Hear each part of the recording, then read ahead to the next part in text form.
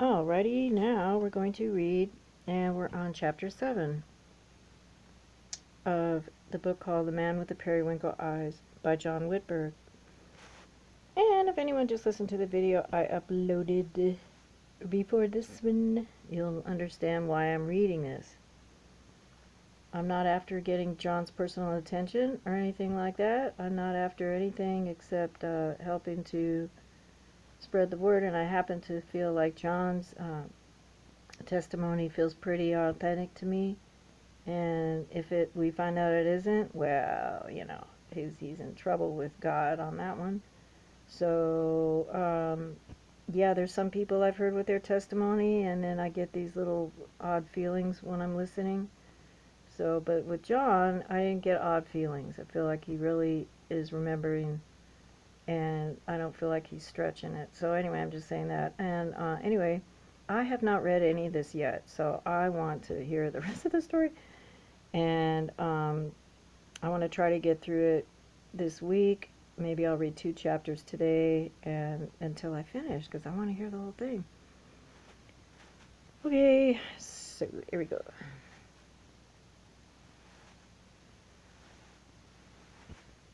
And, just one more thing. So I look and see the views, and I'm telling you something, man. Someone screws up my views so bad. One day it looks 3 views. One day it's 10 views on my end, So I'm not doing this for the views. And like I said before, I don't even want a big audience at all. I'm just trying to keep the network going with this topic because it's real. And there's just a few of us that know it's real. Beside the people that work there that know it's real. Okay. Anyway. All right. Okay, chapter 7. The next mission of note, which I can remember, happened on a fateful day in late 1974. This was the first operation that the Golden Fleece ever carried out while in alien avatar form. It began as usual with all the unit members called into Emmerman's office in adult human avatar form. As usual, he stood behind the desk and spoke in his commanding way. My good assets, he said, you have a new set of challenges. Your God avatars have been neglected, save for virtual reality scenarios. That changes today. But the real concern is that one of our own is in need of you. The Golden Fleece exchanged meaningful glances. It's Commander Aquino, Emmerman continued, or rather his daughter. He perhaps has not always been as discreet in his affairs with the fairer sex as he might have been. Let me read that again for my own sake, because I spaced out when I heard the bird. It's Commander Aquino, Emmerman continued, or rather his daughter. He perhaps has not always been as discreet in his affairs with the fairer sex as he might have been. I'm sorry if I say Sandra. Lau chuckled almost imperceptibly at Emmerman's use of the term fairer sex. Kyle shot her a disapproving look and then returned his attention to the commanding officer who was still briefing the Golden Fleece. Quote, one of his indiscretions with a Japanese woman had led to a child. The woman was named Hibari Sato. Her child with Commander Aquino is Emiko Sato. Alright, the woman's name was Hibari, Hibari, and then Sato. Her child with Commander Aquino is Emiko or Emiko Sato, Emiko Sato. They were living in one of our colonies in the Lacertian system, Lacertian systems. Really? Is that related to Lacerta? I'll have to ask. Lacertian system, Lacertin. I'll have to ask. Hey, John, you'll tell me. However, as of last week, that colony is under occupation, and now the older Ms. Sato is dead. The daughter, Emiko, was in the wind. Until our sources have revealed something. She has been sold into slavery. Your unit is to retrieve her from the slave market where she is being kept.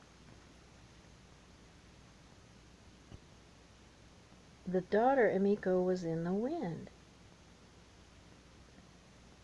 If that's literal, then that I would totally believe it. I'm not, okay, that's questions. Sorry, listener, this is for me, so if I cut in, too bad, with all due respect. Okay. Pardon me for asking the obvious, sir, Kyle began, but what's stopping the commander from simply going to said market and purchasing his daughter? Why the dramatic rescue? Because, Sobek, the man has a reputation to uphold. If he were seen simply at a slave market, people would ask many questions he could not answer, most especially his wife, to whom this action would reveal his infidelity. Emmerman replied. So we're performing a dramatic rescue because our dear commander couldn't keep it in his uniform? I suppose I understand, Sienna Sinclair quipped. We will have no more of that talk, thank you, Mott, Emmerman said in obvious perturbation.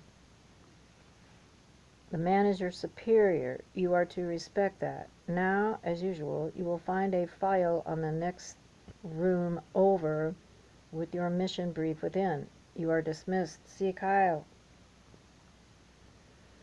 As usual again, the Golden Fleece filed into the conference room style briefing area and picked up the files that had been laid out for them.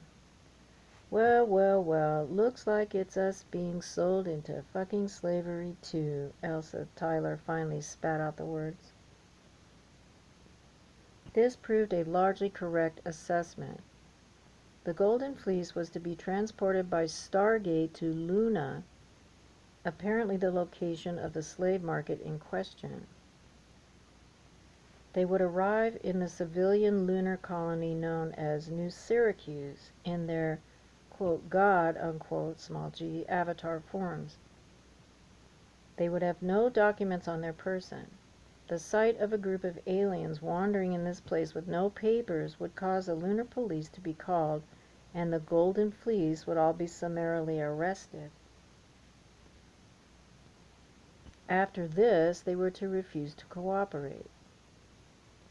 The lunar police, notoriously corrupt, would almost certainly turn them over to the slave market.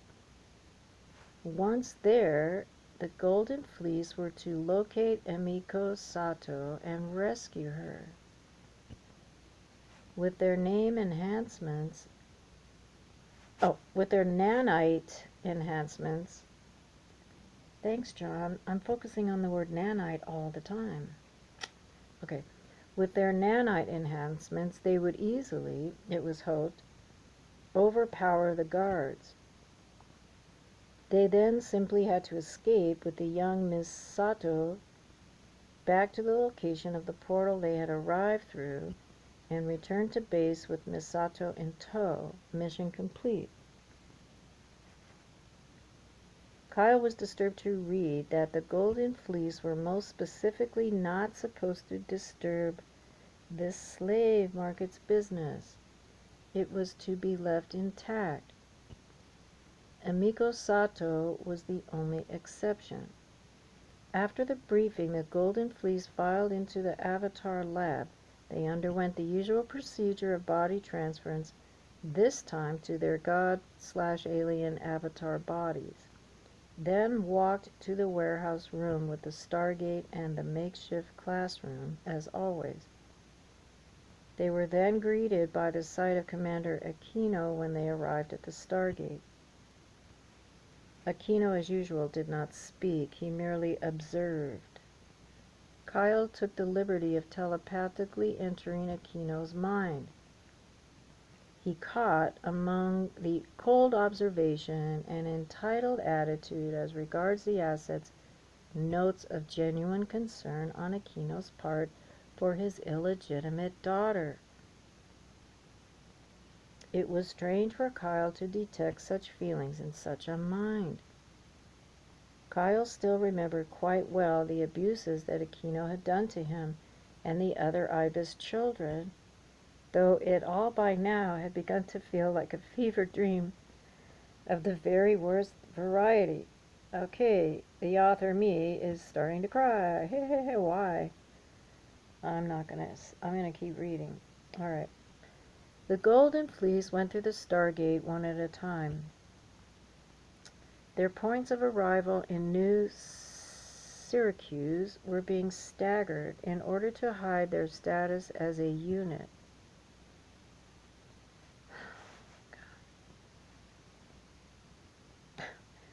Anyway, let me finish the paragraph. Being unit leader, it was Kyle as Sobek who went first. You know, audience, when you start crying on something, that usually means it's true. You don't even have to know the detail. All right. Or what's true, or you've been triggered into some awareness and you cry at first so that your emotions get out the way so your mind can, whatever. Okay, sorry. It was Kyle as Sobek who went first. He found himself in a blind alley. The portal had opened in the side of a brick wall. On the right side of the alley were the backsides of several concrete commercial buildings. On the left were towering tenement houses built from an odd mixture of concrete and brick. On the right side of the alley were the backsides of several concrete commercial buildings. Oh, brother. Okay. Yep. Alright, at first glance, it would have been impossible to tell that one wasn't in a city on Earth. Oh my God. I can't talk about this online. Okay, here we go. At first glance, it would have been impossible to tell that one wasn't in a city on Earth. However, when Kyle looked up, he saw that rather than a proper sky of any sort, they were covered by a massive dome of gray rock. As Kyle stood, he also became aware of a certain lightness of his body, lighter gravity, he realized. He began to walk, slowly becoming accustomed to the lighter gravity. As he passed the tenement house, he observed that it appeared to have higher ceilings than similar buildings he had glimpsed on Earth. He supposed that this had been done to accommodate persons taller than the Terran average, once again due to lighter gravity. Kyle went to the end of the long alley, following the urban sounds he was hearing. It sounded indistinguishable from a Terran city. Oh boy, oh boy. Okay, as he walked, he eventually turned to the left, trying to shortcut his way to the main street. As he did so, he passed directly next to the tenement house. He looked in the window. The poverty was shocking to see. The rooms were visibly tiny, beds placed next to each other, with barely enough room to squeeze past. As far as he could see, there were no proper hallways.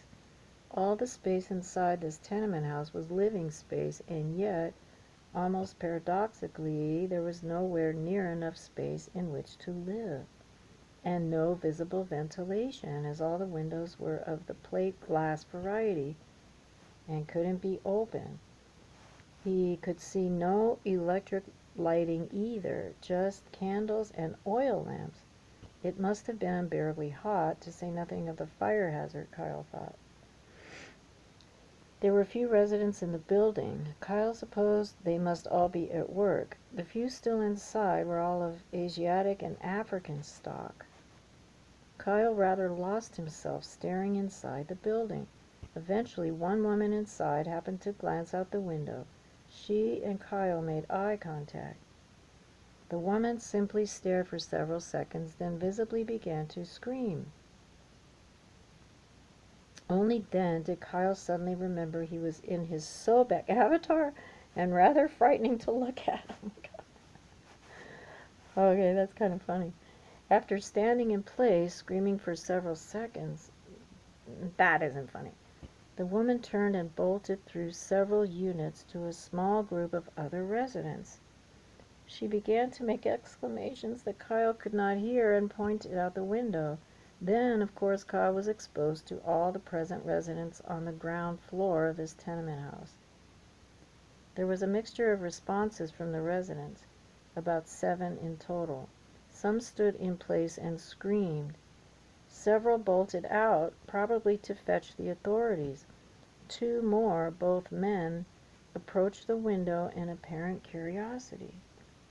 Kyle's first instinct was to telepathically approach the frightened residents and reassure them. However, his mission, he knew, was to be caught and arrested. This was the response he sought. He decided it was best if he didn't menace them. However, as that was liable to get him shot, which was not desirable. So he simply turned from the tenement and walked casually to the main street that it faced. The sight of the main drag in New Syracuse proved no less depressing than the alleyways. Kyle could see...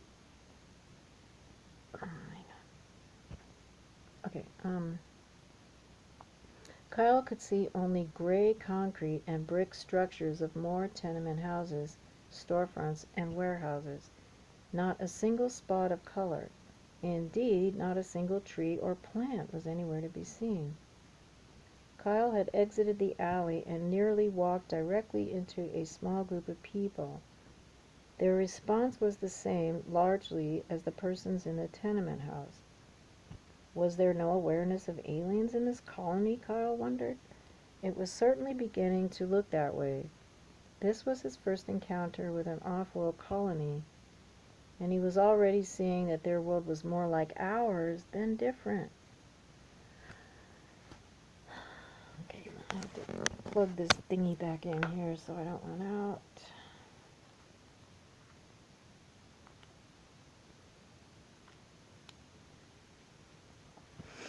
He had shown up in any town. Had he shown up in any town on Earth in his Sobek body, the response would be identical. He continued to walk down the road, making sure to never menace anyone he ran across. It was only a few minutes before he heard the unmistakable sound of jack-booted authorities at his back, no different from those who had tormented him as a child. On the fucking ground, Lizzie. Harsh male voice. On the fucking ground, Lizzie, a harsh male voice commanded. Sorry. Kyle put his hands, or rather claws, in the air and slowly lowered himself to his knees, then fully to the ground. He soon felt them being tied together at his back with thick leather straps by one of the thuggish lunar police, while another pressed the barrel of a shotgun against the back of his neck. They were taking no chances of their prey escaping. They then lifted him to his feet. One officer attempted to put a bag over Kyle's head, but could not make it fit due to the crocodilian shape of his cranium. Boy, if I could, I want to go make me a headdress like this that looks like that. Somebody should make one. They probably do sell them somewhere that's close. I want to own one. Okay, I'm just saying. Kyle did have to give them credit. These thugs of the law were quite fearless in attempting to capture this alien man nearly twice their size. God, these things of the law were quite fearless in attempting the thugs of the law. Okay. After tying his claws, the police officers, 4 in total, marched Kyle up the road a short ways to an enormous black van. It looked like the ones Kyle had glimpsed on Earth, but was much larger, obviously built to accommodate the large persons in this light gravity. The officers, with their captured prey, drove to yet another soulless concrete block building. This one, Kyle supposed, was the police station. As the van carrying Kyle pulled up, so did another. Kyle looked to see Sienna Sinclair, of course, in Nephthys' avatar. also being unloaded. She saw him too, but in keeping with their mission brief, neither of them acknowledged the other at the time. Oh, God, this is so great. Okay. 2 aliens? Ain't this a fucking field day? One of the officers exclaimed upon the sight of the other van being unloaded, apparently not deciding to think beyond this. Kyle was amused at the complete lack of pattern recognition. Wait a minute. 2 aliens? Ain't this a fucking field day? One of the officers exclaimed upon the sight of the other van being unloaded, apparently not deciding to think beyond this. Kyle was amused at the complete lack of pattern recognition. This is so interesting. Oh my God. So when you all see aliens, you know, they might be on a whole mission that has nothing to do with you. But it does, but it doesn't. Oh my God. Okay. After unloading Kyle, 2 officers marshaled him through a metal side door of the concrete block. The other 2 went in another direction. Upon entering, they were greeted by the sight of a row of cells. By the door was a metal desk where a policewoman was seated. "We got ourselves a Lizzie," one of the officers escorting Kyle announced to the policewoman. "Another unit outside got themselves a pasty, P-A-S-T-Y. Pasty or pasty? You'll tell me. Okay. I'm not a Lizzie, I'm a croc. Get your racial epithets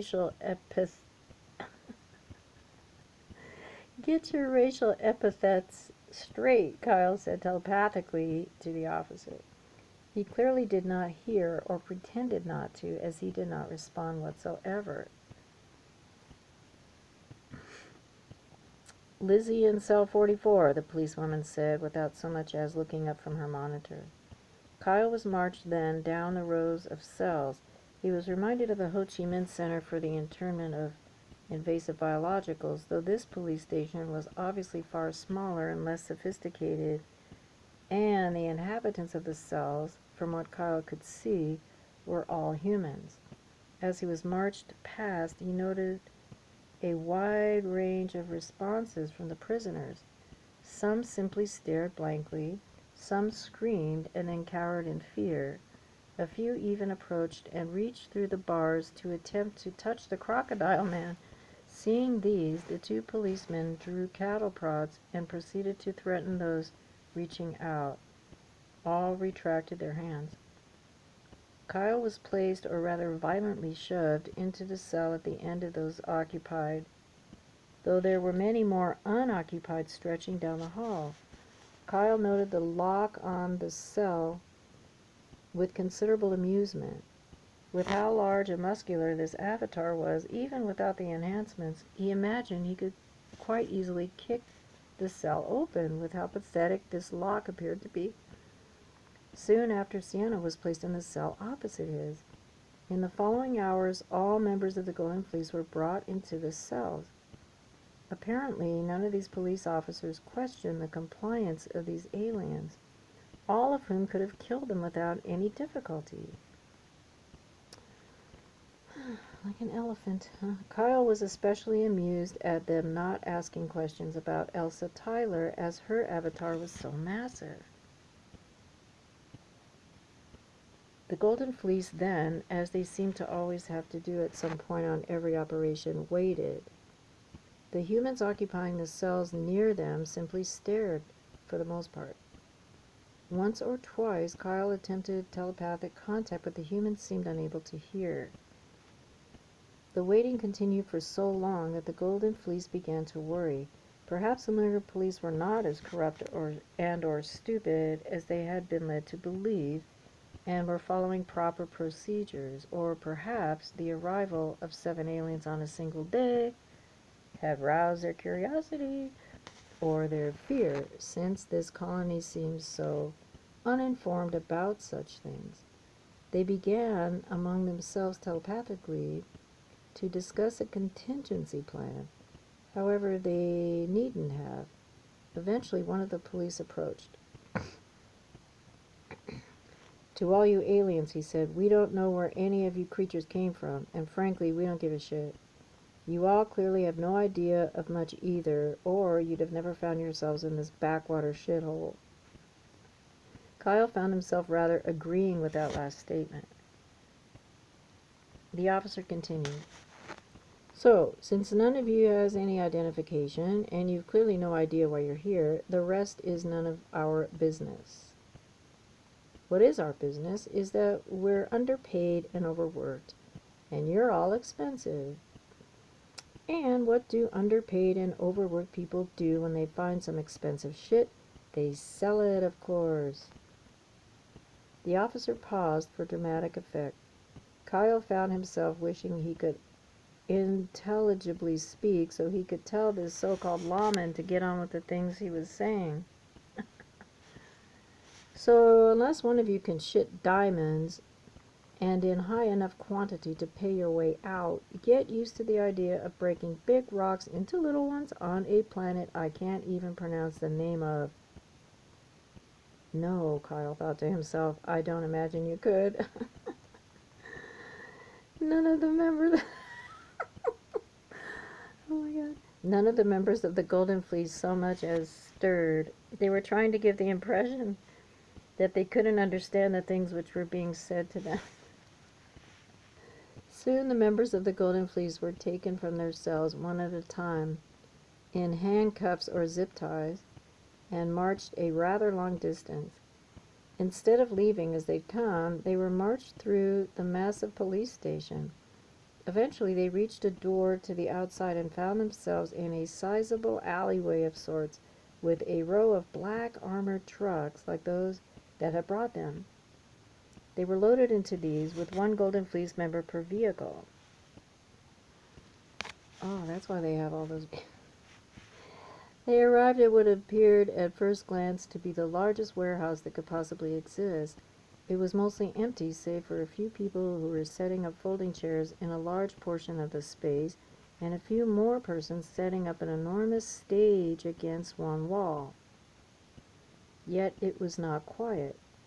On the contrary, a cacophony of voices and cries could be heard emanating from somewhere that was as yet unseen.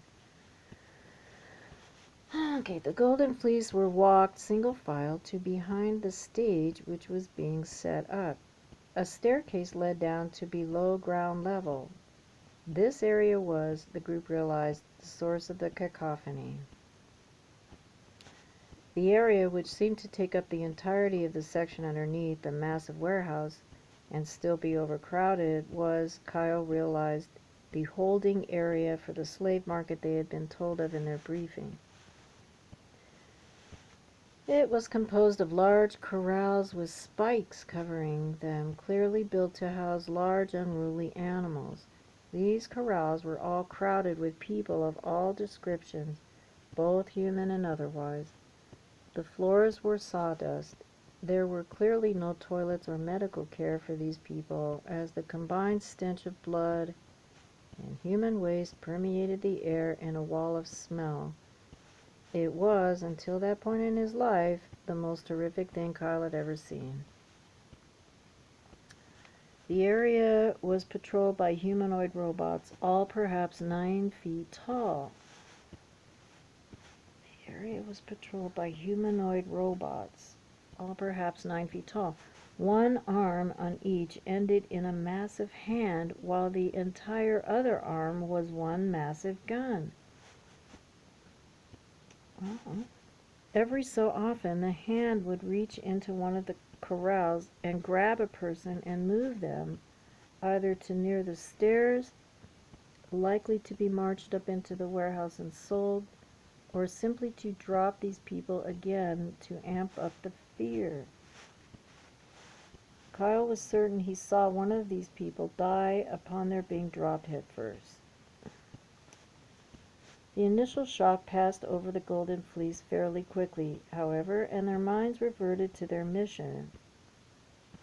Sandra Lau sent Kyle a telepathic message. She was remote viewing into the crowd to locate Emiko Sato. Before she had finished, Kyle and Joseph had been shoved into one of the corrals. Several of the occupants screamed at the sight of them. but most were either too listless or too preoccupied to even notice. After several minutes, Kyle sent out a telepathic signal to all 7 members of the Golden Fleece, locating them in the crowd. "I have located the target. She's standing right next to me. Not in the best shape," was Sienna's message. "Initiate extraction," was Kyle's reply, and so it began. Joey stood up and turned toward the corral where Sienna and young Emiko were being held. He focused his gaze on the patrolling robot nearest to the corral and used what Kyle assumed was telekinesis to short-circuit the metal beast, causing it to stop in its tracks. He then used the same ability to quietly break the locks on the corrals that the members of the Golden Fleece were being held in, always being careful that he was not spotted. "Hold positions. Prepare to engage," Kyle ordered. Roger Clement was the first to exit his corral, quietly slipping through the gate, crouched, and closing it behind him, apparently not being spotted by any of the other prisoners. The robots, apparently linked in their programming, had begun to walk with purpose toward the one that had been short-circuited by Joey. One began passing by the corral that Kyle and Joseph were in. They noticed that this robot, unlike the others, had a second large gun strapped to its back. Upon this realization, Kyle and Joseph slid out of their pen and pounced on the metallic hulk as it passed. Kyle jumped on its back and locked his jaws on its enormous square head and his tail around its left leg. Joseph lunged under its gun arm and forced it upward. Hey, Rock Cloudy, listening to this? Joseph lunged under its gun arm and forced it upward, revealing a series of exposed wires in its, quote, armpit, unquote, which he yanked, and the metal monstrosity collapsed. The prisoners did notice this episode. A huge cry went up among them. The cluster of robots spun in all directions at the disturbance, firing blindly into the crush of people. Oh, God. Kyle, who towered over nearly all in the room, grabbed a massive gun from the back of the robot he and Joseph had taken down, raised it to eye level, and fired at the robots. Oh, good, because I always wonder how to kill a fucking robot. He took 2 down before they turned their guns in his direction, and he dove to the ground. By now, the prisoners had begun to notice that their corrals were unlocked and began to rush out.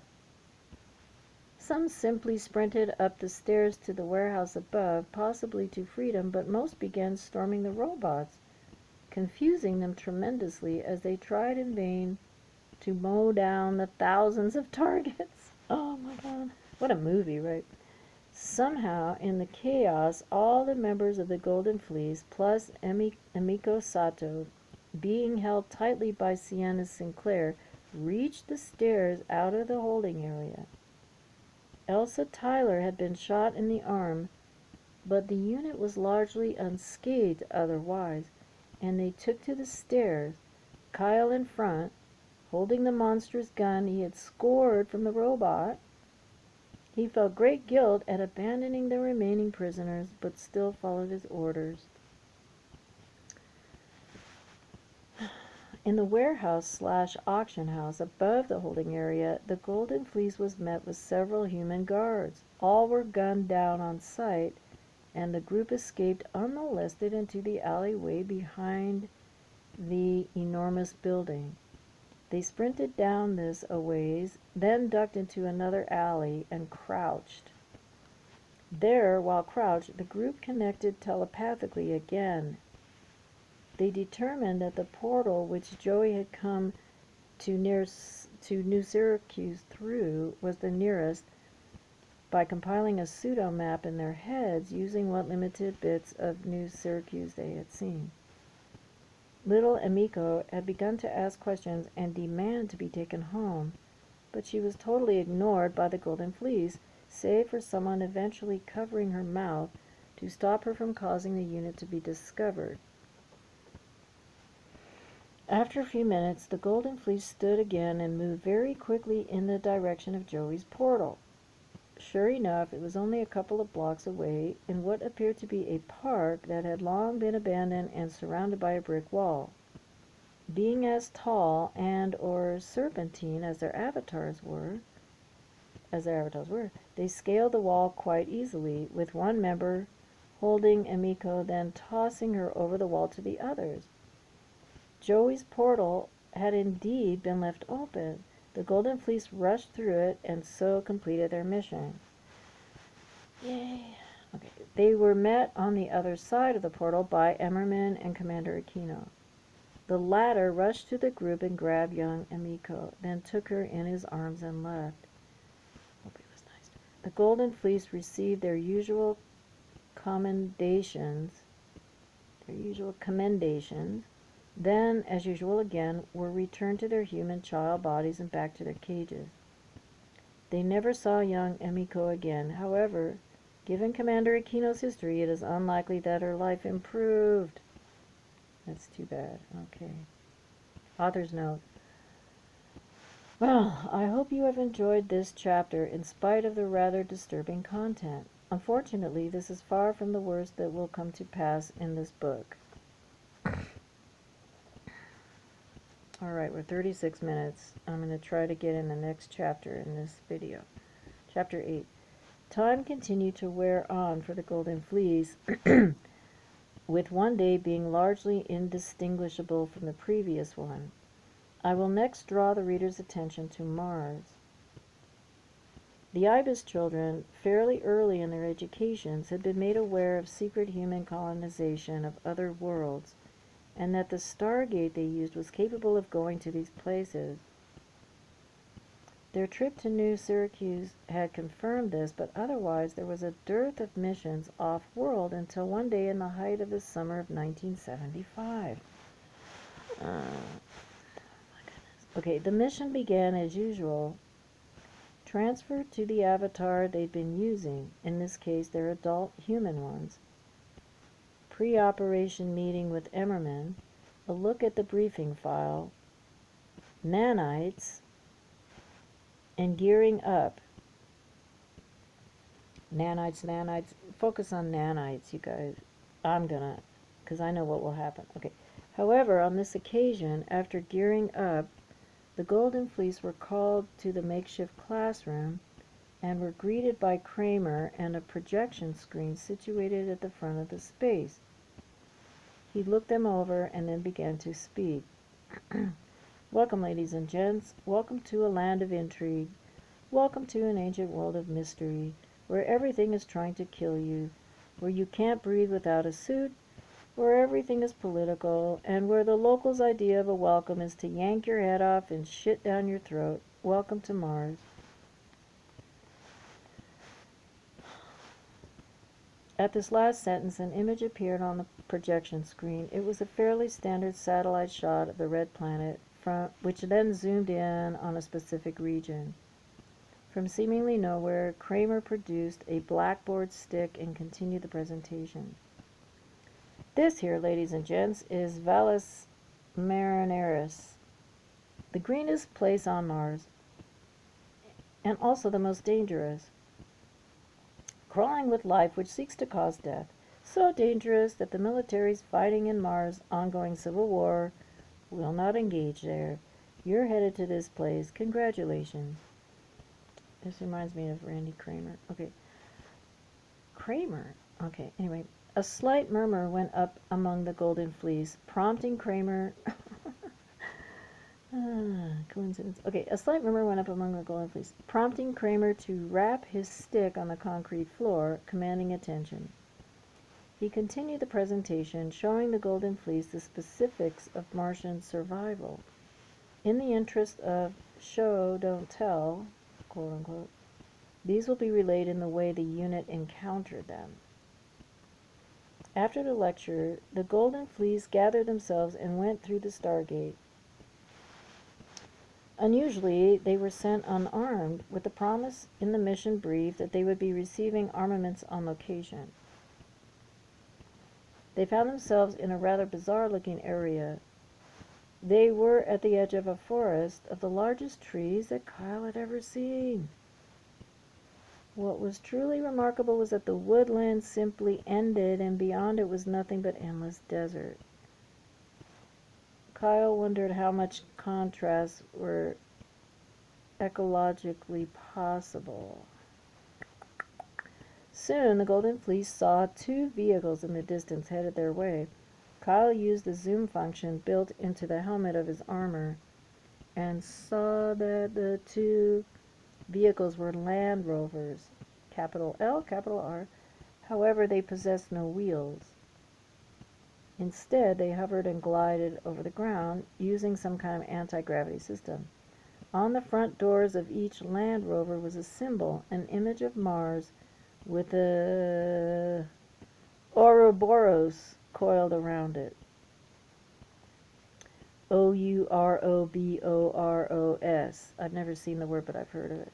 Kyle recognized the symbol from the briefing file and knew that these were the people that the Golden Fleece had been sent here to look after. Soon enough, the vehicles pulled up and the passengers alighted. They all wore burnt orange spacesuits with helmets and small tanks on their backs. For breathable air, Kyle realized, there were 6 of these persons in total. One of them, a tiny dark-haired woman with a highly unusual, very angular face, stepped forward and extended her dainty hand to Kyle. Herr Emmerman said I was to be expecting you, the Golden Fleece unit from Canada. I'm Dr. Ainsley Horton from the Institute of Investigative Marsology. That's cool. Investigative Marsology. Pleased to meet you. She spoke with a drawl that was almost totally alien to Kyle and the other Golden Fleece members.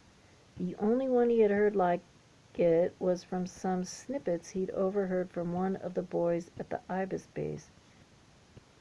He'd been forbidden to speak with him, of course, but one does hear gossip, and eventually Elsa Tyler had told him that this boy came from a place called Mississippi. He did not know where this was, but he supposed that Dr. Ainsley Horton must come from there as well, or somewhere similar. Dr. Horton continued, Well, Emmerman says you're here to protect me, but we all know you're really here to protect the assets I found. Just how the world works, ain't it? Kyle was amused at her obvious insight. Once Dr. Horton was introduced to all members of the Golden Fleece, her 5 underlings apparently unworthy of introduction, the entire group, now totaling 13, piled into the hovering Land Rovers. Isn't that interesting? That group 13 and the Braxton cattle came in 13. Okay, that's just me. Note to myself. Piled into the hovering Land Rover. There was insufficient seating, so some rode in the space behind the seats. Kyle, however, insisted on seating himself on the roof of one of the vehicles. Ostensibly, he did so to look for dangers, but in reality he wanted to see the Martian scenery. None could have guessed so at the time, but it was the beginning of a love affair between man and planet that was to last for the rest of Kyle's life. The scenery was indeed breathtaking. Vast deserts as far as the eye could see. The undulating hills and bumps in the land cast shadows that appeared in all the colors of the rainbow against a burnt orange ground. The skies of Mars, due to a low oxygen content, are a pale blue. The sun was beginning to set as the vehicles moved along, turning the sky into a magnificent shade of lavender, and the few clouds into a deep shade of a blood orange. Boy, that's what it looks like around here. For a number of miles, the 2 Land Rovers drove parallel to the edge of the trees from which the Golden Fleece had emerged. giving remarkable views on the other side of the vehicle as well. These trees resembled firs, but they were far larger, and the tops of most were covered in vines, which bore tiny flowers in striking shades of blue, orange, pink, and bright white. Perhaps for the first time in his life, Kyle was touched by nature. After a while, the two vehicles made a sharp left turn between two trees and proceeded into the forest, down a road that would have been invisible if one did not know that it was there. They drove into the forest for over an hour. Once or twice Kyle saw small creatures scamper out of the road to avoid one of the oncoming vehicles, an unnecessary endeavor as the vehicles glided above the ground without wheels. Otherwise, he observed no wildlife at this time. Eventually, the Land Rovers reached a massive clearing. In it was an enormous geodesic dome rising from the ground. The dome itself was perhaps a quarter-mile across. Yep. On one side, there was a door large enough to accommodate the two Land Rovers. They entered inside. There was a ring, perhaps 100 feet wide, which surrounded a second geodesic dome containing buildings. Kyle realized that the outer ring doubled as both a parking lot and pressurized airlock. The group alighted from the Land Rovers and walked through a door to the inside of the second dome, where Dr. Horton instructed all to remove their helmets, then addressed the Golden Fleece. "All right, let me introduce you to our humble home. This here is a research facility, not a military posting. It'll be treated as such. Please do not leave your approved areas. Please do not touch anything. And remember, Dr. Horton knows best. You may be here to protect assets, but they're my assets, and these are my digs, and I get the final say as to what goes and doesn't go around here." Kyle found himself mildly perturbed at Dr. Horton's attitude, though he also found himself admiring, in an odd way, her obvious disregard of militarism. It was Sandra Lau who first spoke up among the group. "Dr. Horton, we were not briefed. What is this place?" "Excellent question, young lady. This is an archaeological dig, studying Mars' past, or rather, this facility is to study that which is found at our dig, around 3 clicks from here. I'm sorry that no one briefed you. Now, my assistant Charlie will show you to your quarters, where you will remain until dinner time." "For a civilian, you sure seem comfortable ordering soldiers," Kyle thought. Much to his surprise, a response followed. "And you'd better remember it," was the telepathic response from the direction of Dr. Horton. So, she had telepathic capabilities and could use them, Kyle realized. Uppity, perhaps, but Dr. Horton was no ordinary civilian. Charlie, a tall blond man with a rather posh British accent, stepped forward. He walked first to the right from the entrance, dropping the men of the Golden Fleece off at the men's dormitory, then taking the ladies to theirs with the assurance of regathering them all when dinner time came. Kyle found himself chuckling at the dormitory. He was used to being on missions and staying in wooden or canvas military barracks, which were undecorated, dirty, and full of sweaty men who cooled and dried themselves by stripping naked and laying on either the floor or their bunks with no regard for if anyone wished to see what they had to offer, quote unquote, and then spent the evening telling exaggerated stories of their sexcapades, hardly luxurious, but to Kyle it was what had begun to feel like home. This dormitory was nothing of the sort, and to the men of the Golden Fleece seemed like the lap of luxury. It was spotless and white and air-conditioned, and the walls decorated with modern art and framed stock photos of wildlife. At one end there were 3 small curtained-off rooms for changing. The bunks were all labeled by name, so the men of the Golden Fleece found theirs in short order. On each they found 2 bundles with notes attached.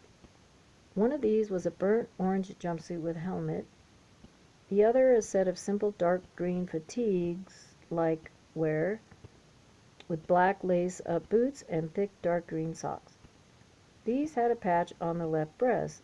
bearing the same insignia seen on the Land Rovers, that of an image of Mars, with an Ouroboros coiled around it.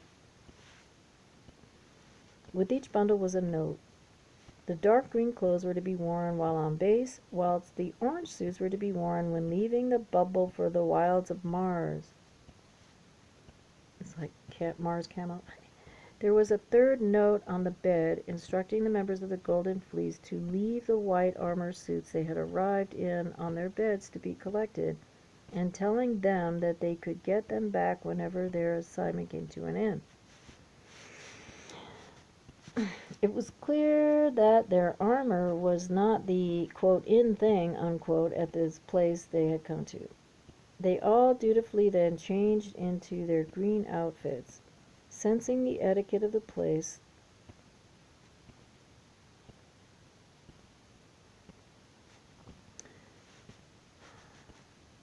Phone call interrupted, but a good phone call. Sensing the etiquette of the place they had come to, they all dutifully then changed into their green outfits. Sensing the etiquette of the place, they used the dressing rooms in the dormitory rather than openly changing at their bunks as they'd have done elsewhere. They then dutifully waited to be collected for dinner. A number of the other occupants of the dormitory came in to do the same, though they were all clearly civilians, and gave no more than a passing glance to the military men who had taken up residence in the space.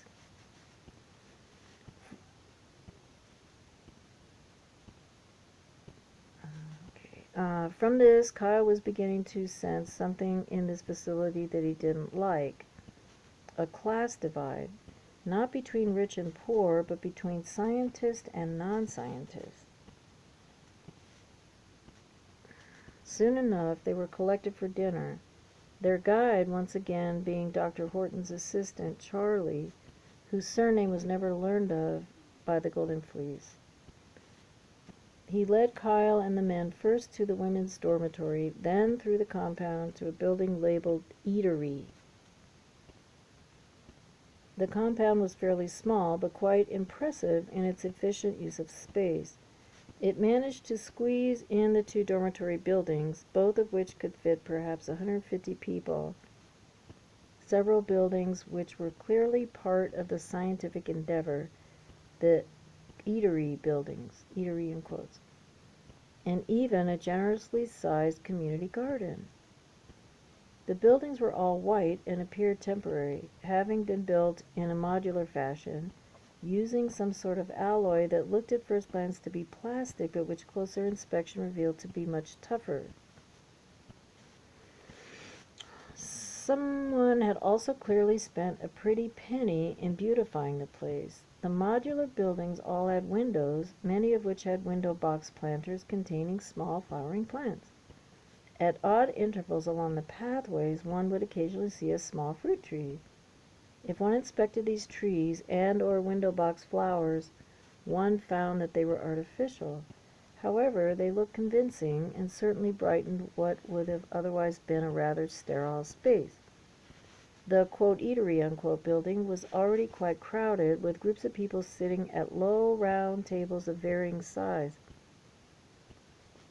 Kyle saw 3 other persons in uniform, seated alone at a table. All the other persons present were in street clothes or laboratory wear. His instinct was for himself and the rest of the Golden Fleece to seat themselves with the 3 in uniform. But these plans were foiled by the unmistakable sound of Dr. Horton calling, or rather, ordering the Golden Fleece over to her table. They were seated. Dr. Horton and the Golden Fleece were the only occupants. It was clear that she wanted to be seen controlling these whom she no doubt considered, quote, dumb muscle, unquote. As he was seated next to Sienna Sinclair, Kyle could psychically feel her resisting an urge to punch, quote, the good doctor, unquote, in the face. He transmitted a, quote, stand down, unquote, order to her telepathically, though secretly he very much empathized. While the food was prepared, Dr. Horton began to tell of the dig. Apparently, in the mountains a few kilometers east, there had been what appeared to be an outpost discovered. It looked to be Atlantean in origin. There were apparently several chambers which were sealed that were likely to contain ancient technology, hence why the Golden Fleece had been sent to protect the site and assets recovered, as this was incredibly valuable. Before Dr. Horton could elaborate further, the food arrived. It appeared at first glance to be a pasta salad, and the Golden Fleece, hungry after their long day, all enthusiastically took big bites to begin their meals. This was a decision they all instantly regretted. "Gods above, what is this?" Joey demanded. Dr. Horton adopted a perturbed smile and began to explain. "This food comes from a replicator, a miracle of science that prints out your food." "And how precisely does it do such a thing?" Kyle asked. "Well, you put a material into the chamber and it breaks it down at the atomic level and makes it into an imitation of a desired food," Dr. Horton explained. "Oh, really?" Joey said. "And pray what, quote, material, unquote, is put into it? Your own shit?" "It's your own shit, isn't it? That's certainly what it tastes like." I do not appreciate your language at my dinner table, Herr Stryker." "Nor will I tolerate it," Dr. Horton declared, not answering Joey's question, which had, it turned out, been completely accurate. It figures, this is me, it figures those guys are doing. Okay. Like they do on Earth. People are eating shit on Earth as we speak. I'm just saying. Okay. "Ma'am," Sienna said, in the most disrespectful way one can use the word, "if you can't handle the way we speak, perhaps we should eat separately to atone for our sins." "To atone for our sins?" Dr. Horton merely adopted... Okay, let me read that again, just for clarity. "Ma'am," Sienna said, in the most disrespectful way one can use the word, "if you can't handle the way we speak, perhaps we should eat separately to atone for our sins?" Dr. Horton merely adopted her perturbed grin again and did not respond. The group finished their meal in silence. After finishing, they returned to their dormitories. However, as it was not yet lights out, they began to drift, finding ways to occupy themselves. At some point, Kyle noticed a ladder on the side of the men's dormitory building, leading to the roof. He climbed it and began to look to the night sky. The skies were even more incredible at night. On a planet that was virtually totally free from light pollution, the millions of visible stars shone as brightly as small suns. Nebulae and the arms of the galaxy were clearly visible. Kyle yearned to leave the dome, to see the stars unrestricted by even glass. So mesmerized was he that when the call of "lights out" went up, he did not notice. It was only when Roger Clement came onto the roof and told Kyle to come down, apparently having observed him, that he peeled himself from the view and reluctantly returned to his assigned bunk bed. He found that a set of pajamas had been laid out, which he changed into and retired to sleep. The dormitory was awoken rather abruptly, with the lights turning on, followed by a gong. Kyle felt underslept, but he had become accustomed to this in his experiences on other operations. He and the rest of the men of the Golden Fleece instinctively put on their orange jumpsuits, knowing it was likely that they would be leaving the facility for Dr. Horton's dig. After dressing, Kyle could not resist stepping outside the dormitory, following the crush of occupants leaving, so that he could get another look at the scenery. The sun was almost entirely risen. However, it was only just unrisen enough that there was a trace of orange hues in the otherwise pale blue sky. Kyle could just make out also that the vines on the mammoth trees at the edge of the clearing were just beginning to bloom their technicolor blossoms, having closed them for the night. Before leaving the facility, the Golden Fleece was directed into a small building to receive their weapons. To their surprise, a number of the scientific staff were also in the building doing the same. It seemed that everyone was prepared while on this planet that was, as Kramer had so eloquently put it, crawling with life which seeks to cause death. What was unusual to Kyle was the design of the guns. They had no magazine, and the ends of the barrels looked like the covering on a speaker. He shot an inquisitive look at the man issuing the weapons. Okay, we're at 1 hour. I hope I can keep going. Sonic guns, the man explained, emit a frequency that shatters anything in its path, made specifically to combat the spiders. Their exoskeletons are impenetrable with most bullets, but this thing purees the fuckers like an overzealous food processor. Smelly but effective. Soon enough, the Golden Fleece, Dr. Horton, and a horde of other academics and dig workers piled into a convoy of the hovering Land Rovers and set out for the dig. Kyle again insisted on riding on the roof of the frontmost vehicle. The drive proved to be quite long. The convoy exited the wooded area into the desert, then drove alongside it for a good distance before re-entering and driving towards several low-lying mountains, which was the location of the dig. As they drove, Kyle's eye was caught by the sight of a huge group of humans marching through the desert. He could not see them very clearly, but he could make out that unlike the people he was with, they wore no helmets, and that they were rather scantily clad in flowing robes, exposed to the elements.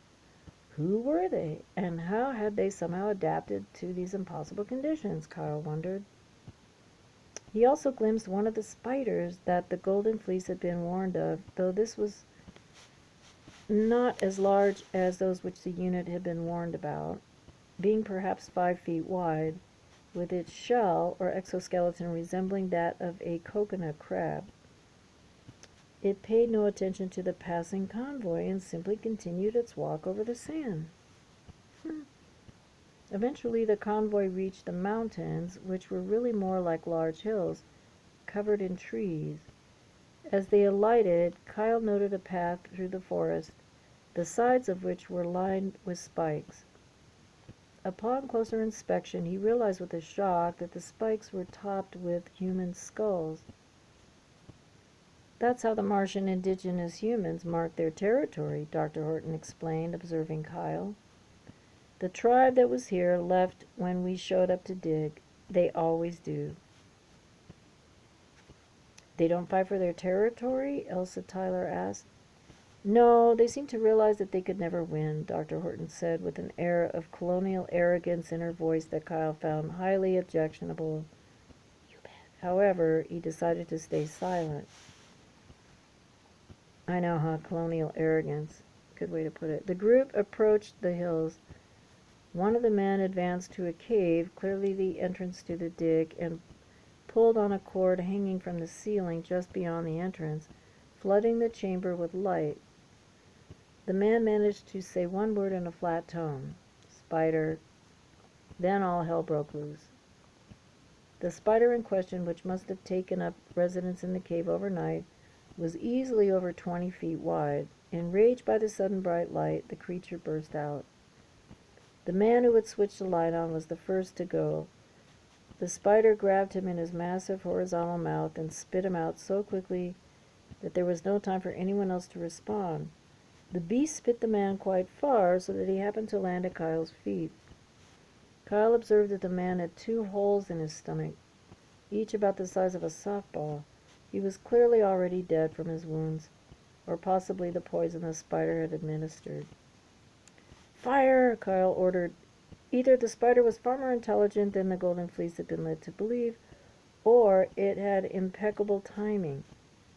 At the sound of Kyle's order, the monstrosity proceeded to half lunge, half pounce, aiming itself at the group.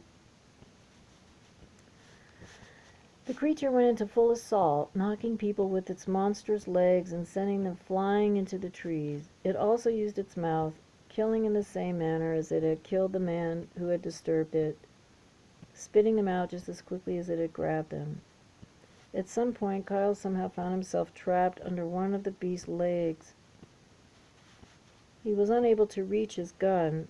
However, Roger, who had been standing next to him, somehow did manage to grab his sonic blaster He pointed it at the underside of the monster and fired. Hey, John, I have a question here. When you recall this, does your body ever remember it? Not that it should or it does, but you know what I mean? It must be so hard to tell this stuff because I just wonder if your present human body gets sort of cellular kind of reaction. Anyway, okay, the sonic gun made an almost inaudible thump sound and sent its invisible projectile out. The pulse shattered the portion of exoskeleton it was pointed at, creating a human-sized hole in the beast's underside and causing its innards to spill out, killing the creature instantly. Kyle found himself grateful that the environment suits blocked all smells. Oh my god. I want to say things, but I'm not going to. The dead and injured were soon tallied. Apparently, the scientific facility had a regeneration tank. The dead and injured were loaded onto 2 of the Land Rovers to be returned to the facility and regenerated. Roger Clement and Sandra Lau returned with them for guarding purposes. So, John, don't answer that question because I have a feeling I know the answer. Anyway, the show must go on, Dr. Horton said as the 2 Land Rovers drove away. We'll continue our pre-decided plans with a shorter staff for now. Kyle insisted on the Golden Fleece entering the cave first to inspect any further threats in spite of Dr. Horton's protest. Don't break my hard work, she curtly admonished. The room where the spider had taken up residence was large, round, and made of uneven rock. It looked like a standard cave room. At the far end was a narrow opening with a sloped shaft leading down. To ease descent, the archaeological team had laid boards and a rope down the floor of the shaft. The Golden Fleece descended single file. Inside the structure was quite remarkable. It was made up of wide tunnel-like rooms. However, upon looking up, one saw levels going up in an upside-down cone shape.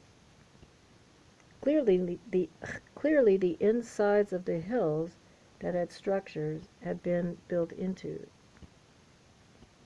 Okay, I read that wrong. The walls were a reddish stone with a bewildering array of white pictographs painted on them.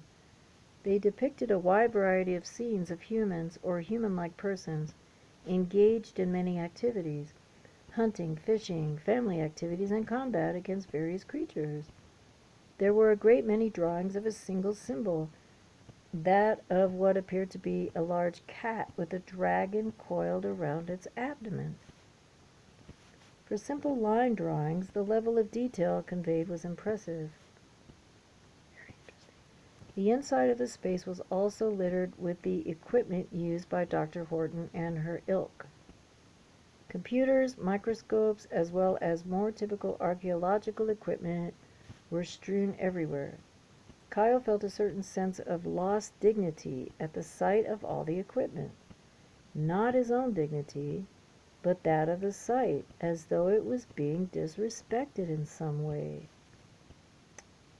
After the Golden Fleece had cleared the chambers, they returned to the surface and gave the all-clear to Dr. Horton and her staff. The archaeological team re-entered and set to work immediately. They all clearly knew their roles. They all got to their jobs at their chosen pieces of equipment: scanning, photographing, cataloging, and digging. The Golden Fleece members began milling about, mostly standing around aimlessly. It was obvious they had no experience in this arena, and that any offers of help would be unwelcome. Eventually lunchtime came. The group returned to the surface and walked a short distance around the hill. A dark green canvas tent had been set up, and lunch was being served. You can take off your helmets to eat. Air is just thick enough to breathe, so long as you don't do any strenuous activity, Dr. Horton informed the Golden Fleece. Kyle found himself at a table headed by another archaeologist, Dr. Martinez, a young and handsome Hispanic man who was a good deal more personable than Dr. Horton. Kyle listened with interest as Dr. Martinez told him and Elsa of the dig. He explained that on the lowest level there were 3 sealed chambers. Ground-penetrating radar had shown these to be quite large and full of objects whose nature was as yet unknown. The chambers were kept sealed by what appeared to be a biometric lock of some kind. As the archaeological team obviously did not have the correct genetics, the opening of these chambers was their current challenge. They had just that day decided, upon reflection, to attempt to tunnel under them, which was proving incredibly tedious. As it turned out, entering all three chambers took a total of 3 Martian weeks. The Golden Fleece stayed for all of it. The incident with the spider on the first day was the only one of its kind. The supposed horrors of Mars never materialized on that particular trip. Indeed, they never saw a human soul beyond those they were living with, plus a few sightings of the obviously nomadic indigenous Martians. A number of times, when he thought he could go unobserved, Kyle slipped away from the group. Far from the shithole that Kramer had spoken of, Kyle thought Mars was almost a paradise. He had fallen in love with the planet, the trees, the skies, the desert, the seemingly endless array of small creatures, particularly reptiles, who seemed to thrive in every nook and cranny.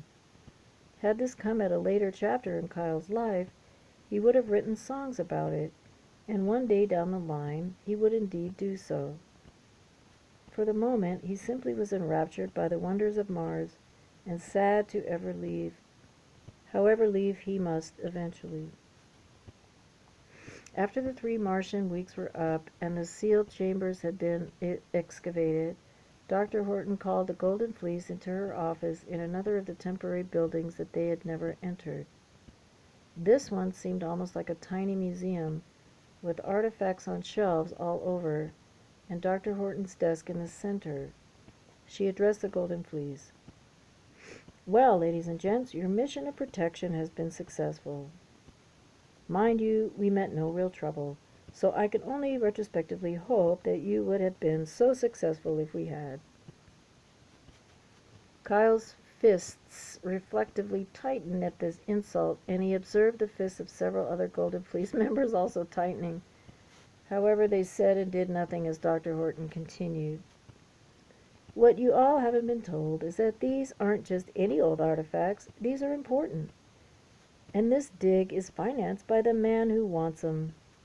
I have to deliver, and you all must accompany me." "Where, to whom, and just what is the nature of these artifacts?" Sienna Sinclair demanded. "They are technologies from an ancient civilization, and first humans. The first humans. We call them progenitors. And the rest of your questions? Well, now, I'm afraid that's above your pay grade, Miss Sinclair." Soon enough, the Golden Fleece had changed back into the white armor they had been wearing when they arrived on Mars, had their weapons returned to them, and had loaded into the hovering Land Rovers. Oh boy, I'm getting tired of sitting in that position.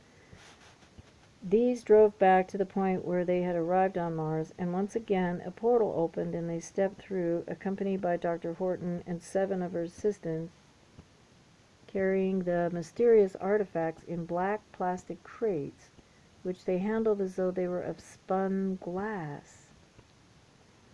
This time, rather than opening to the Ibis base, the portal opened to a stargate in an obviously above-ground warehouse, the doors of which stood wide open to a desert landscape.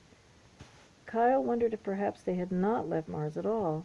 However, a consultation at the thermometer on the wrist computer of his suit revealed a temperature of 32 degrees Celsius.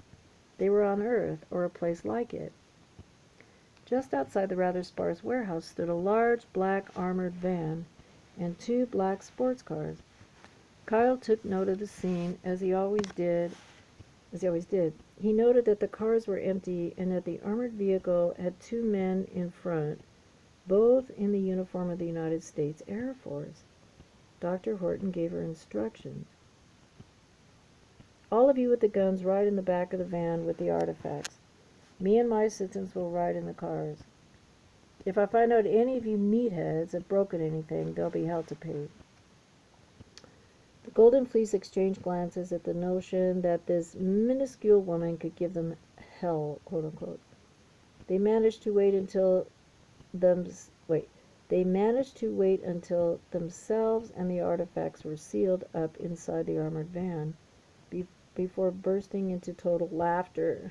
The back of the van had no windows, only a small light fixture inside to stop the Golden Fleece and their precious cargo from being sealed up in complete darkness. They drove for perhaps 1.5 hours before the van stopped. They alighted at a mansion, an imposing edifice painted in white in the Moorish style of architecture. It was on what appeared to be a ranch type of property still in the desert. A whole convoy of vehicles, mostly black sports cars, was arriving with them. Kyle recognized both Emmerman and Commander Aquino among them. A slim, short, dark-haired man came onto the veranda of the house. Emmerman rushed up to meet him. The man's full name Kyle never heard, but he distinctly heard Emmerman refer to him as Herr Bush. The three other men who joined them and Aquino on the porch, two Caucasian and one of East Asian stock, would not be known or named quantities to Kyle for many, many years, and not until long after this meeting had been lost from his memory. The Golden Fleece were ushered into the house a ways, into a parlor-style room. The 6 men withdrew to an adjoining room, along with Dr. Horton, likely to discuss the artifacts. The doctor's assistants left the property, and Kyle never once saw them again. The Golden Fleece sat around on the floor of the parlor, knowing they would likely break the dainty furniture on the offer, and wondered all the while what the purpose of all this was. Kyle wondered if perhaps they were there to protect Emmerman's interests, or even his life, as none of the other participants in the meeting had brought any security. He resisted the urge to remote view into the meeting, knowing that if caught, he and the unit would be in very hot water. As it turned out, the meeting was quite uneventful. The 6 men all emerged with smiles on their faces. The only unhappy-looking party was Dr. Horton. Emmerman spoke. Well, now, gentlemen, I have business to attend to elsewhere. My security will be taken back to their base now, and we shall part from each other happy and to our businesses, and the good doctor back to her dig. The Golden Fleece instinctively loaded back into the armored van. No one stopped them, and the van took off again.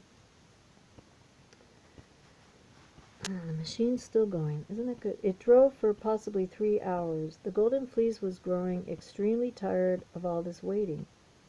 They arrived in an alleyway between what appeared to be office buildings. The back of the van opened directly into what looked like a large elevator, open onto the alley. The Golden Fleece dutifully alighted and entered the elevator. To their surprise, the van simply left. They were not left long wondering what to do, but were rather startled by a beeping on their wrist computers. They held them up and were greeted by a solid blue screen with a feminine robotic voice echoing outward. Greetings, your presence has been registered. You are about to enjoy the services of Roundtree International's Pride and Joy, our maglev train system.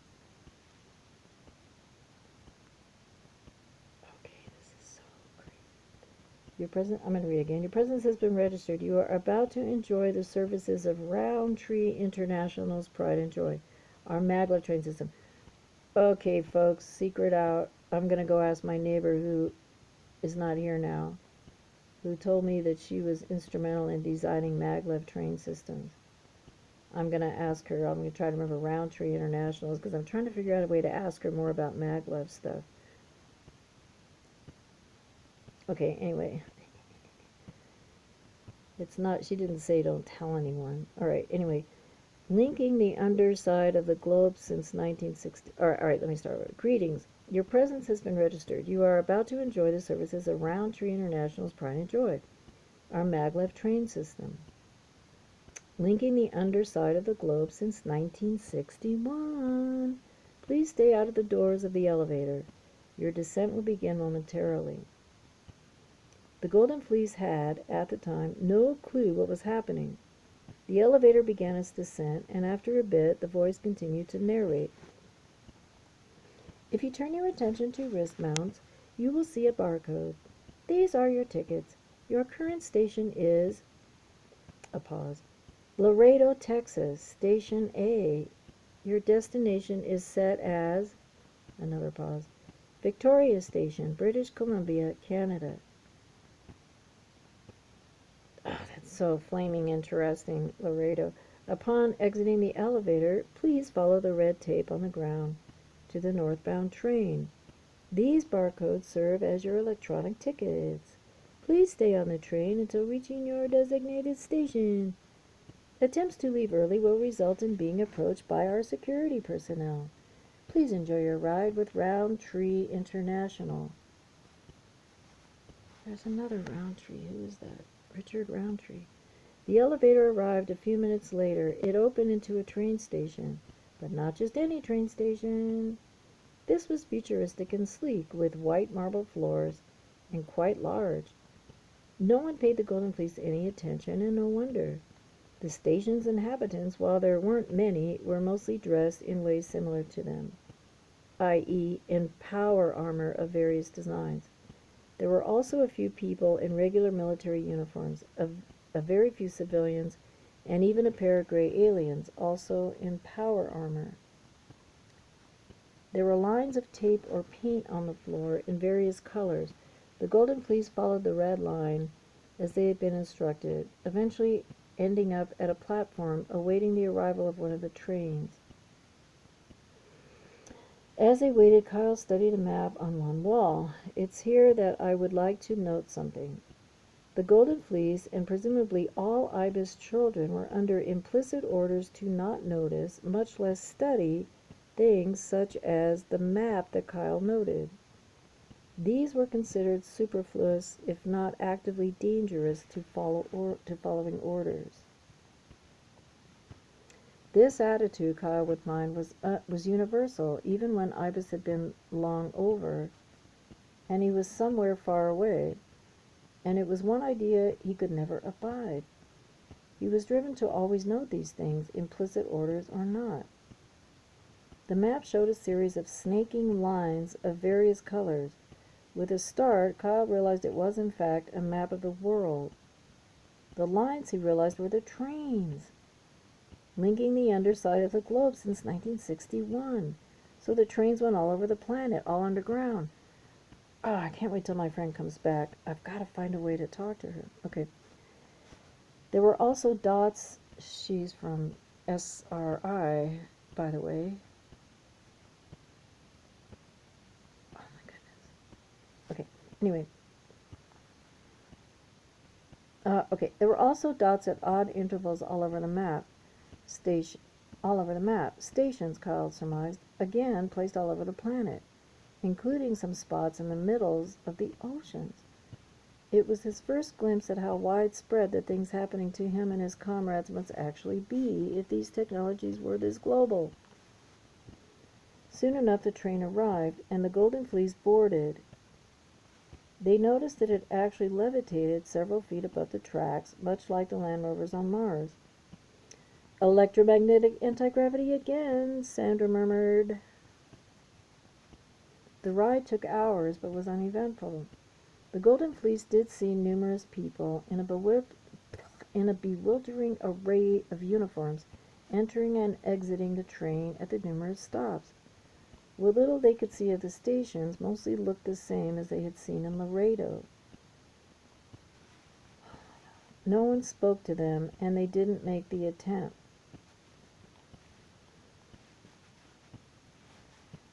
Well, we can confirm that... Okay, stop.